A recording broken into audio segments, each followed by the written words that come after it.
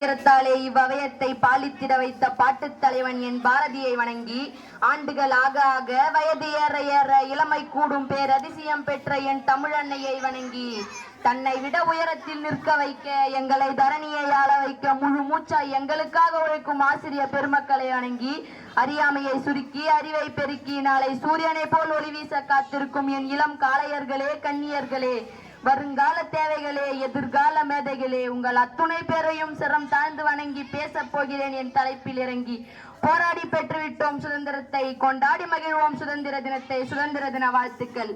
ஆம், இன்று ஆகஸ்ட் 15. நாம் இன்று 78வது சுதந்திர தினத்தை கொண்டாடி வரும் இந்நாளில் அனைவருக்கும் சுதந்திர தின நல்வாழ்த்துக்களை தெரிவித்துக் கொள்கிறேன். தண்ணீர் விட்டா வளர்த்தோம் சர்வேதா, இப்பயிரை கண்ணீரால் காத்தோம் என்ற வரிகள் சுதந்திரத்துக்காக நம் முன்னோர்கள் பெற்ற கஷ்டங்களை உணர்த்துகின்றது. வணிக நோக்கத்துடன் இந்தியாவை வந்த ஆங்கிலேயர்கள் இந்தியாவை தன்வசம் வைக்க தொடங்கினர். இதனால் சொந்த நாட்டின் அனைத்து உரிமைகளையும் இழந்து அடிமையாக வாழும் சூழல் ஏற்பட்டது. இதனால் முதலில் வீரபாண்டிய கட்டபொம்மன் மற்றும் புலித்தேவன் ஆகியோர் ஆங்கிலேயருக்கு வரி கட்ட மறுத்து போரிட்டனர். தென்னகத்தில்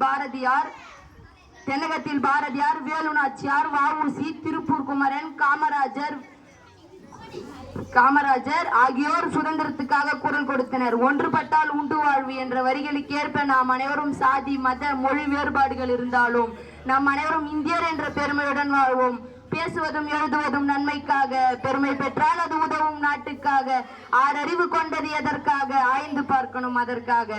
பிற உயிர் பேணுவோம் பரிவாக, பெருமைகள் புரிவோம் பெரிதாக. சுதந்திரத்தை பற்றி பேசுவதற்காக வாய்ப்பு கிடைத்தது வரமாக.